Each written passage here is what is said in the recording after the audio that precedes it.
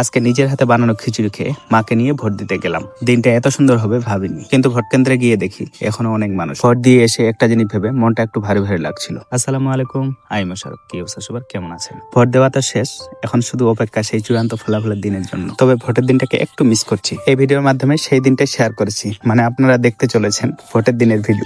সকাল সকাল বেরিয়ে পড়লাম। আজকের দিনটা একটু আলাদা। সাইকেলে মোবাইল হোল্ডারটা একটু ঠিক করে নিলাম। কয়েকদিন আগে এই মোবাইল হোল্ডারটা কিনেছি, হ্যান্ডেলের বাম পাশে লাগিয়েছিলাম। হ্যান্ডেলে ব্যাগটা রাখতে গিয়ে অসুবিধা মনে হলো, তাই ডান দিকে লাগিয়ে নিলাম। তো যাই হোক, প্রথমে ভাবলাম ভোট কেন্দ্রে একটু দেখে আসি ভিড় কেমন আছে।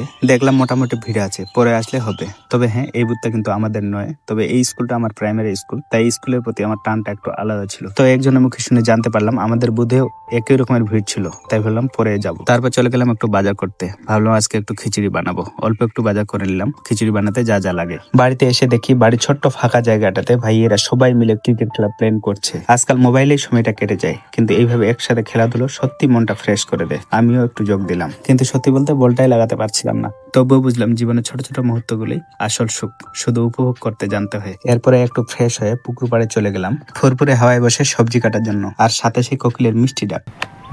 এই শান্তিটাই আলাদা। মুহূর্তটা সত্যি বলতে সত্যি দারুণ লাগছিল, কারণ দূর থেকে কোকিলের ডাক ভেসে আসছিল। পুকুর পাড়ে বসে ফুরফুরে হাওয়ায় সবজি কাটা মোমেন্টটা এমন ছিল, সবজি কাটতে কাটতে মনে হচ্ছিল মনের ভিতরে জমে থাকা অনেক চিন্তা আস্তে আস্তে কমে যাচ্ছিল। তো যাই হোক, সবজিগুলো কেটে বেছে বাড়িতে রেখে চটটা একটু নোংরা হয়ে গেছিল, তো ভাবলাম চটটা একটু ধুয়ে পরিষ্কার করে রেখে দেই। ছোটখাটো কাজগুলো আর কি টুকটুক করে করছিলাম, কোন রকমের তাড়া ছিল না। তো এরপরে ফ্রেশ ট্রেশ হয়ে বিসমিল্লাহ বলে রান্না শুরু করলাম। খিচুড়ি তো আগেও বানিয়েছি, আজও ঠিক নিজের মতো করে করছি। আমি যেমনটা পারি ঠিক তেমন ভাবে আপনাদের সাথে শেয়ার করি।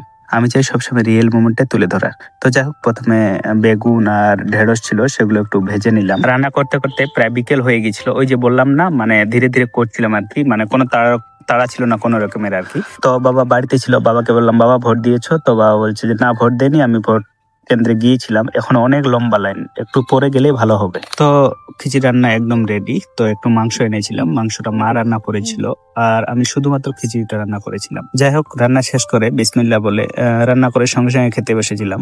সেই সকালবেলায় খেয়েছি, পেট যেহেতু খালি ছিল, মানে খুবই ক্ষুধা লেগেছিল, তাই অনেকটাই খিচুড়ি খেয়েছি। তো এরপরে খাওয়া দাওয়া শেষ করে আমি, আমান আর মা ভোট দিতে গেলাম। গিয়ে দেখি তখন অনেকটা লাইন ছিল, আর শরীরটা একটু ক্লান্ত ক্লান্ত লাগছিল। আলহামদুলিল্লাহ ভোট দিয়ে বের হলাম। এখন একটু সাইকেল নিয়ে দাঁড়িয়ে আছি। মনে হচ্ছিল নিজের দায়িত্বটা ঠিকভাবে পালন করলাম। সবাই যেন ভালো থাকে, শান্তিতে থাকে, এটাই আশা। তো এরপরে রাত্রিবেলা খাওয়া দাওয়া করে বসেছিলাম, আর ভোটের চিহ্নগুলো একটু দেখছিলাম, আমাদের বাবা মা আর আমার। তখন একটু খারাপ লাগছিল, যারা ভোট দিতে পারেনি তাদের মনে অবস্থা কেমন সেটাই ভাবছিলাম। আজকের ভিডিওটা এখান থেকেই শেষ করছি। সোনারে টেনশন ফ্রি ঘুমাও। আল্লাহ হাফিজ। আর ছোট একটা অনুরোধ, এই ভিডিওর কথার মাধ্যমে কেউ আঘাত পেয়ে থাকলে ক্ষমা করে দিবেন।